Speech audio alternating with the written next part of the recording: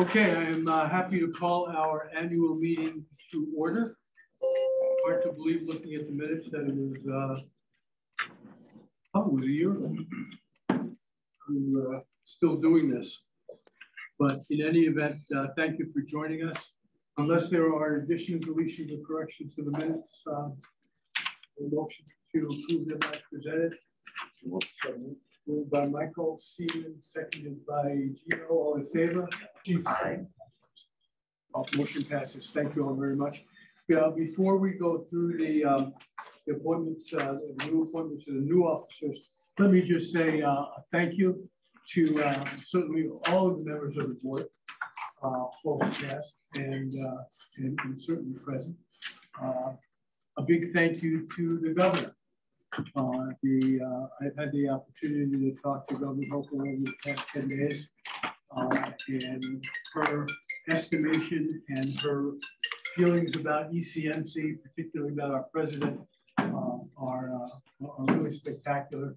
And I think we should all be proud of the job that Tom and the executive leadership team has done, and that goes into very great detail with the governor and her staff, but particularly with Kathy. So I cannot be prouder of the work that everyone has done, and how far that has been, and how long that has been in coming and now being recognized. Let me say also a thank you to the executive leadership team, most of whom over the past 4 years have not only been business colleagues, but have become certainly some of my closest pals and friends. So thank you guys. So having said that, let me say that also in closing that I could not be happier, more pleased, and energized by the fact that Jen Persico is going to assume the chairmanship in about 15 seconds. And as you know, Jen and I have been friends for a long, long time, and certainly business colleagues, but most importantly, personal friends. And so I think the energy and the commitment that Jen will bring to this position, this job, will do nothing short of spectacular, and I couldn't be happier about that. So with that, the new officers of the corporation. May I say something before you get started? No, please. Okay. On behalf of, I know, the members of the board, we want to extend our thanks to you. You've gone beyond the call of duty. We appreciate your leadership and all that you've done for all of us inside and outside of the hospital. Well, we look forward to continuing to work with you and know that there's greater things for all of us. Well, thank you. I'm going to give you a big hug later, despite the rules. And I'm going to allow that to happen. And what about the rest of us? We all, I mean, I share and articulate. We want to feel some of that love. I will hug you too, and okay, big collective hug at the end. There you go. Basketball. But sincerely, everybody, thank you. And as you probably know, Jen has carved out a number of specific projects for me to continue to participate in, including food service, Andy. So you're one moment. Just I wanted to say that publicly for the record. So thank you, John. Anyway, so the new officers of the corporation, Jennifer Persico is our new chair, Gino Russi as our vice chair, Darby as our secretary, and Sharon, yet one more time, is called to battle as our secretary. So with that, I would be happy to make that motion, and in that context, ask for a second. So, second. Bishop Badger, is there any further discussion? All in favor, please signify by saying aye. Aye. Opposed? Thank you. Congratulations all. Give me a hug. Okay. Take over, friend. Okay. Well, thank you, everybody.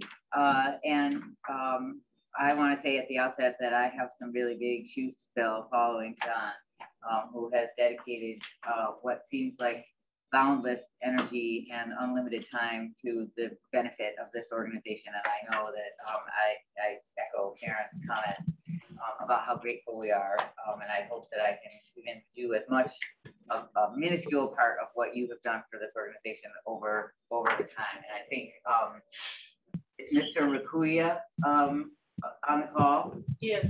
Okay. So Mr. Dandies, my friend, my longtime friend, as a token of our appreciation, the board has wants to ask you if you might possibly, I mean, this is a big one, but if you might MC the Spring Fest this coming year. And with that, I'm going to turn it over to Tom. Was that unanimous? It was not unanimous. I would be honored to do that, of course. Actually, I was intending to do it anyway. But of course, Ronnie, wherever you are.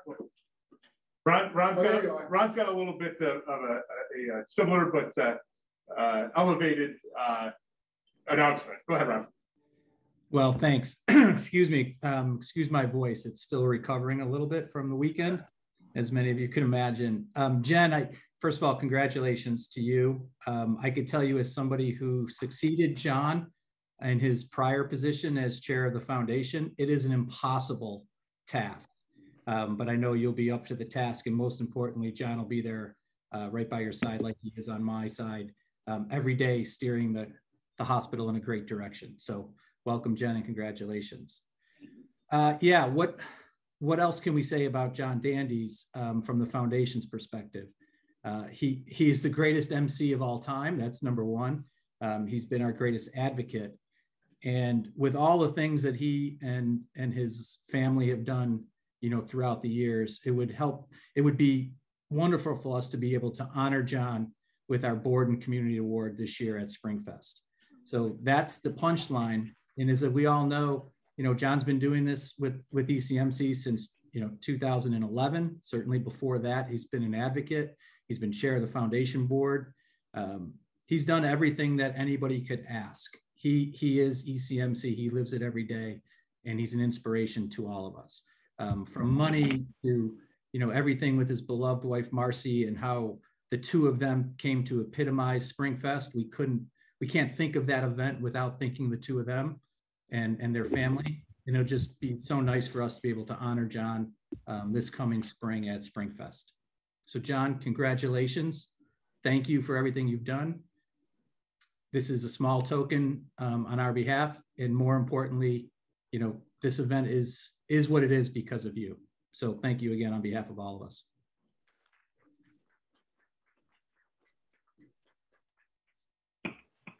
And just to add before John speaks, as you know, we've been through a few years here without Springfest, and it's obviously been harder on Sue more than anybody. But Ron is right. You know, Springfest has been elevated every single year, John, because of you. Obviously, your service to this institution and this last capital campaign we just ran was unbelievably remarkable. You wear ECMC on your sleeve. You bleed green. You are, represent this organization like nobody else. And we can't think of, as we thought about how we could, honor you and your chairmanship and all that you've done for this institution, this is obviously the most public way we can do that. And we just want to, thank you for everything you've done for this institution, most importantly, our patients. So we are honored to honor you. So congratulations. Ronnie, I owe you. And congratulations on a great season. I was one of those who hung in right till the very end, by the way. And there's always next year, but congratulations. As I said in my note the other day, really well done, and thank you. Thank you for the rules. As for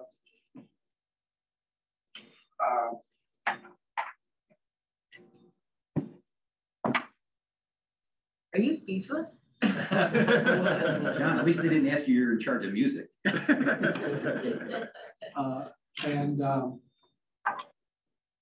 Maybe the only way to say it most simply is thank you. Thank you. Thanks.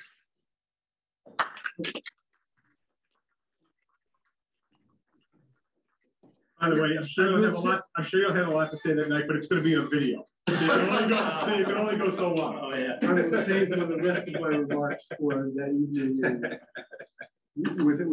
Regardless of what Stacy says, I will have no problem. Thanks, everybody. Thank you. Everybody, thank you. Congratulations, Ron. Thanks, Ron. Take care, everyone. Thank you. Well, we couldn't think of everything that Ron said is 100% true, and we really wanted to figure out a way to express our appreciation for everything you've done. So now I think it's my time to ask Tom to do his annual presentation. Yes, I'm going to try to keep everybody awake. I have a lot to report, and I just want to first start by thanking the board for your support of our efforts, especially not only this past year, but during this whole pandemic. As you can imagine, for this team, it's been very stressful, and we've had to react very quickly. And some of those reactions were in response to things from the outside that were put upon us. And I think the team did a great job of communicating to our employees and our staff. And, we always, knowing that we have your support means the world to us as we have to make some very difficult decisions and move forward on some initiatives. So thank you to the board for your work. And as you know, you spend many hours volunteering and your resources supporting this organization. And I know the ECMC family appreciates it. And when you show up for events and do all the things that a lot of other boards don't do, it really, shows us, how important and connected you are to this organization. And again, John, thank you for your friendship and leadership over these past 4 years. Again, we've been through a lot, and especially during this pandemic. And again, knowing your support is behind us means the world. And Jen, we're looking forward to your leadership. This pandemic's not over, so we're going to need some help. And while I have the opportunity, I also want to recognize that Sharon it's just been announced, was appointed to the Healthcare Trustees Association as vice chair. So congratulations, Sharon, on that. And it is very well statewide with that group, and as they advocate and we advocate for more resources. Congratulations, Sharon. To my executive team, you guys are unbelievable. And I couldn't obviously do what I do without you. This report that I'm going to give is because of all of them and the work that they do each and every day. And we have about 3,500 ECMC family members, and the only reason that we continue to have the culture we have is because of the team and the work that they do, and the way that they communicate, and the way that they interact, and the way they manage, and the way they lead this organization. So as I present this, I'm going to obviously recognize a few of them throughout that, and the work that's been done. And so I will start.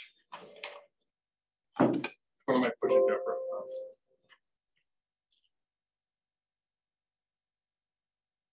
Am I pushing the right button? There we go. Okay.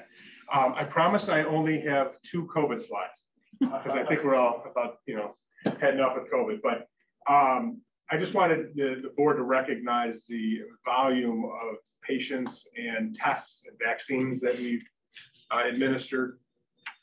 It's been remarkable, and the outcomes that have been seen in this institution, the compassion has been remarkable. But today we've seen over 2,100 obviously COVID patients. We've had about 1,800 discharges. Today we have about 130 COVID patients in house, and you can see the amount of tests. And these vaccines administered were all over the community, not just here at ECMC, as you know. And the team just did an unbelievable job. This is COVID in Western New York. We've followed similar trends, but as you can see, as we've gotten in this last spike, the amount of ICU patients has gone down, and that has been holding true for us here. We have, again, 130 patients. I tell you, 50% of those are patients that are here for some other reason and happen to have COVID. But we see that fortunately, our ventilated patients has dropped significantly. What I'm going to do throughout this whole presentation is kind of show you from 2015 on, because I think it does tell the story of where we were in 2019, and then after what happened after the pandemic.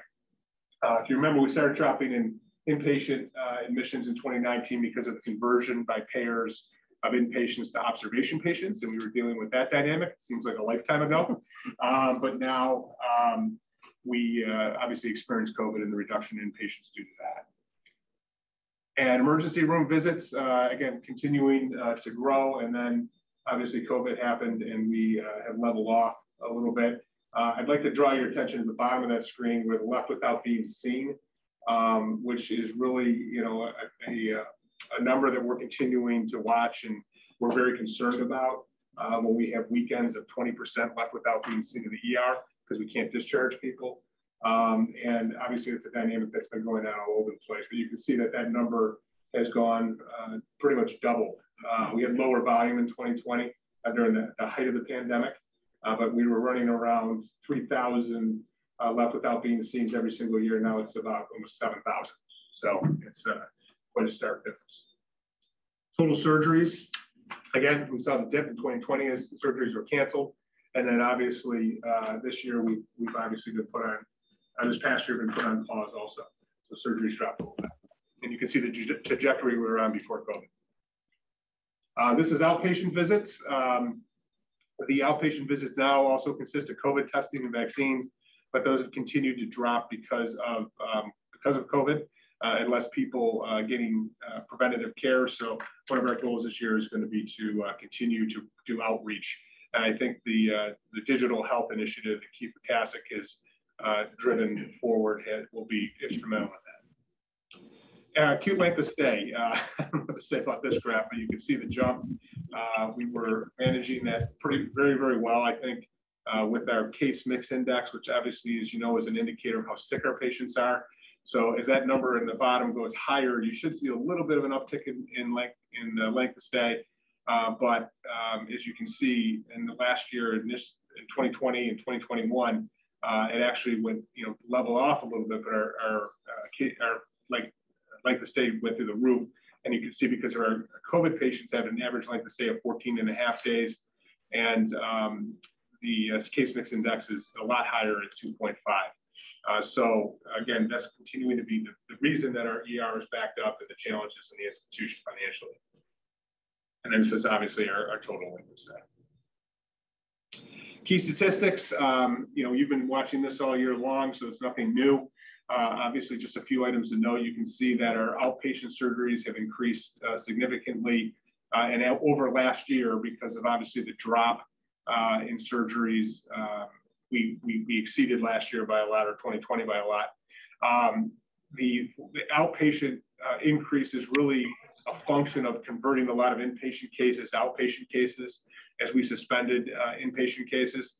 So there's a conversion for instance, in orthopedics of people going home instead of staying in the hospital. But we're continuing to be at pause for surgery. So that's a challenge for us. Our revenue, again, growing revenue every single year until 2019. And in 2020, we had the drop when the pandemic started. And then obviously we've been doing, I think, an unbelievable job, John and his team, of continuing to look at bringing in revenue for our institution. Problem is our expenses are doing just the same. So there's our operating margin. We were on a trajectory of good operating margin, had the observation dynamic in 2019 that we were all aware of. Many institutions across Western New York lost money.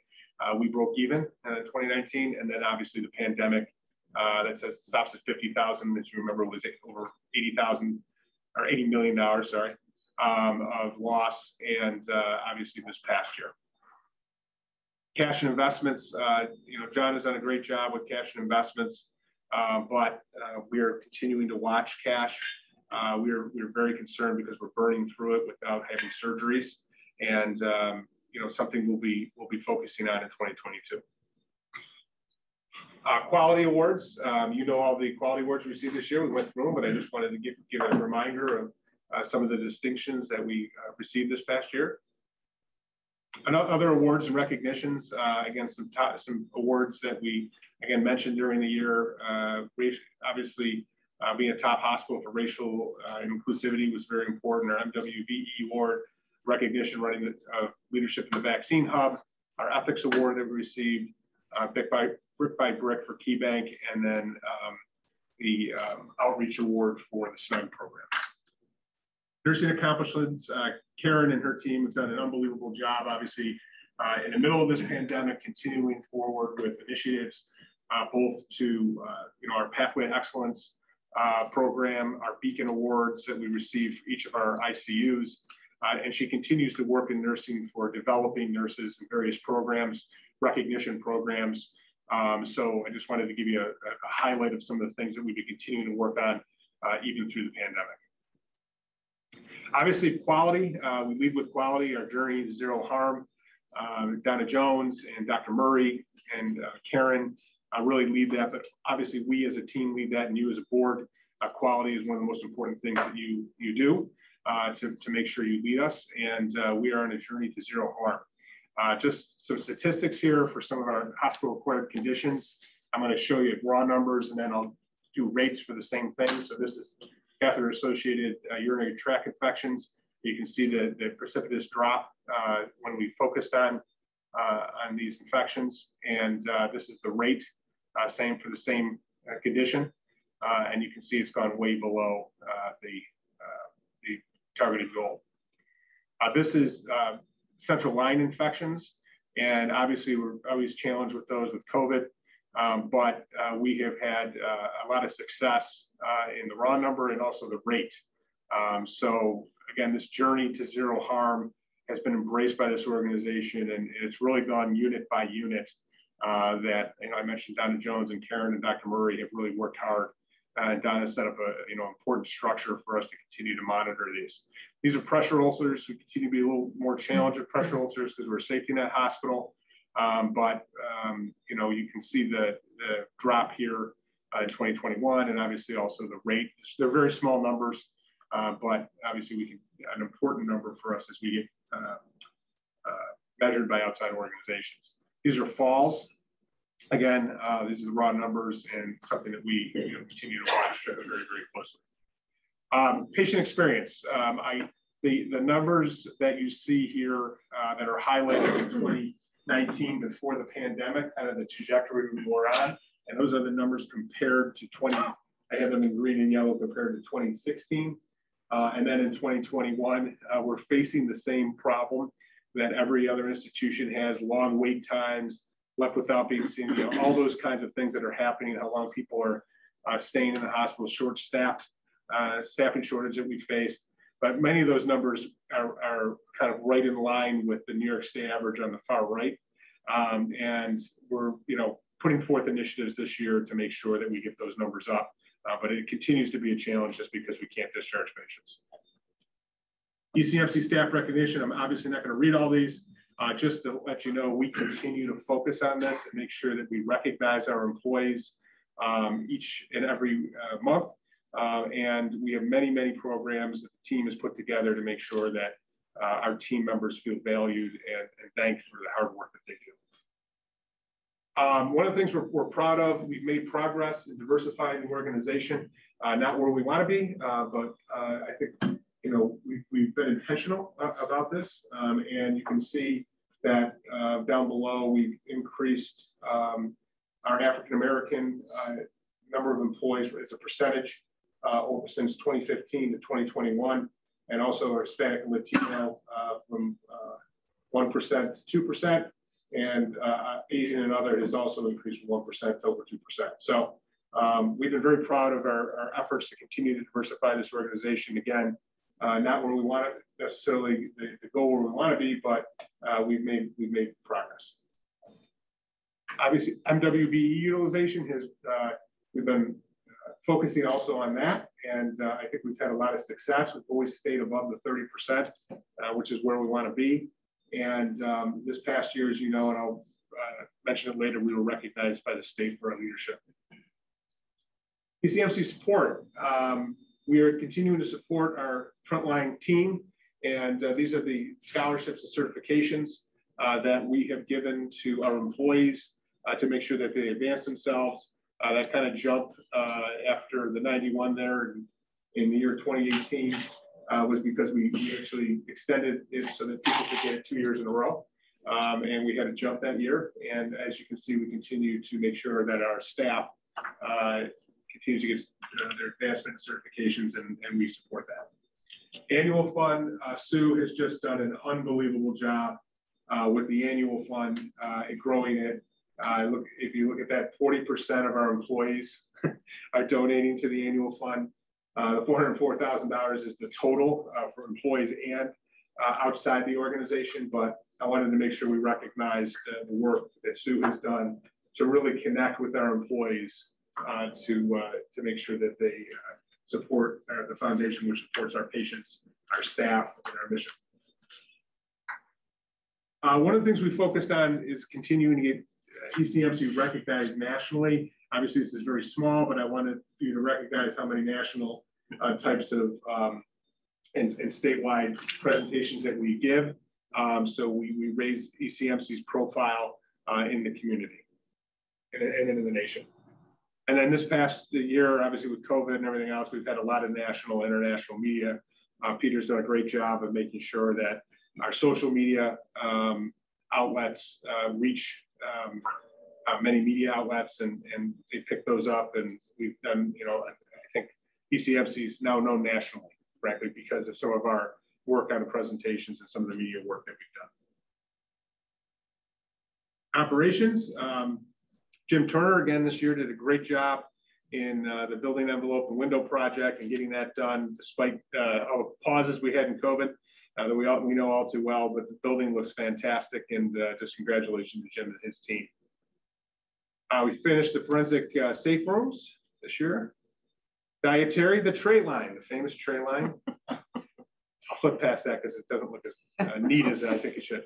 ECMC recruitment efforts, Andy, God bless you for getting the tray line done. The recruitment efforts is obviously an important piece of what we've done. Joe Gilly and Karen Zamansky have done a spectacular job of recruitment. And as you can see, we have 688 total new hires and 218 general duty nurses, 46 LPNs, 68 CNAs, and 256 other positions, clinical and non-clinical. So just in this environment, just a spectacular job recruiting. And most of those nurses, by the way, have been recruited since August. Again, wonderful job by the crew. We have been meeting frequently, and as you know, we have a tiered huddle system in the institution, and it's a 4-tier huddle system that Donna Jones organized and brought to the table. And we put on top of that daily bed huddles, which again, Andy, Charlene, and Karen, and Dr. Murray are very involved in, and those are 7 days a week that those are run to try to keep patients moving through our hospital. Karen's also initiated safety huddles in the ICU, and we've increased the frequency of our COVID task force meetings. Some other things this past year, we obviously moved forward the Da Vinci robot we talked about last meeting. Dr. Lori started a prosthetic limb program. We had an orthopedic media campaign. Keith drove forward the specialty pharmacy piece. We started a thoracic service line. We started an intensive outpatient program, and the Brave and Stug program started. Digital health solutions. I think we're, probably leading the market with some of the efforts that we're doing, or soon to be leading the market. We have put a lot of effort and energy around this, especially in our outpatient areas, and there's more to come as we continue to advance our digital abilities with our patients. And then finally, we put together a Kronos app. We all know Kronos way too well right now because of all the hack that just happened. But Kronos obviously is our payroll system, and now employees can electronically access their information with a phone. Physician recruitment. We have done a great job recruiting physicians, again, in very, very difficult times. And this is just an example of all the recruitment that we've done through all the different areas over this past year. So 2022, that was 2021, and I also would like to recognize Pam Lee before we moved to 2022. And I've had a lot of comments on how clean the building is. And we've got a lot of positive feedback, and that's because of her efforts, and also in dietary has done an unbelievable job moving that forward and making sure that we improve that. It's been very challenging, as John and Andy know very well. For 2022, we know our strategic plan, and we're moving forward. This is our mission statement for our strategic plan. These are the areas that we're continuing to focus on: quality, culture, campus transformation, performance, population health, community needs, Great Lakes health, and obviously our academic partners. So just to give you a couple slides on what we're going to be focusing on in 2022. Obviously, number one is quality and maintain our major accreditations. We have both Joint Commission and the American College of Surgeons coming up this year. Obviously, continue to improve our quality performance in priority areas that we've discussed already. Our culture identity, stabilizing staffing and recruitment is going to be key this next year. Leadership and diversity, equity, and inclusion, and continuing our performance improvements efforts that we started, I think, back in 18, if I'm correct, Andy. Campus transformation, continuing clinical expansion, and looking at areas where we can, where we have growth and we need to expand. Invest in Glenn. We've talked about that in our strategy sessions. We continue to work with Kaleida on looking at risk contracts and how we can grow that, because that's where all the revenue is in the future, which leads us to the next bullet, which is our partnerships with third parties and payers, and looking at how we can access dollars that the federal government has put out to manage populations. And then finally, continuing to strengthen our partnership with UB. And I think the new dean and her knowledge of clinical operations, I think is going to be very, very important for us as we move forward. We've already have some very good productive meetings with the new dean, both Bob Muscle Bush and I. So really looking forward to Dr. Bashir's leadership.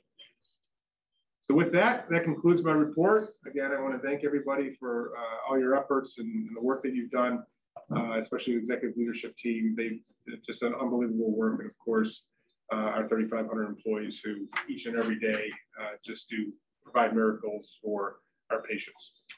That's all. That concludes my report. I just wanted to just to quickly bring everyone's attention. I'm really glad, Tom, that you did that look back, because you know, it is significant to note that through everybody's hard work in the years leading up to 2019, you can see that our performance was on the upswing on an annual basis, and then obviously the pandemic hit, and obviously had a major impact on our finances. But the other notable thing is what the executive leadership team and the staff here have been able to do during the pandemic, which is not only maintain an outstanding level of care, but you know, to go above and beyond and be the recipient of all the awards that were listed is truly, I think, unmatched. And for that, I know the board is very grateful to everyone who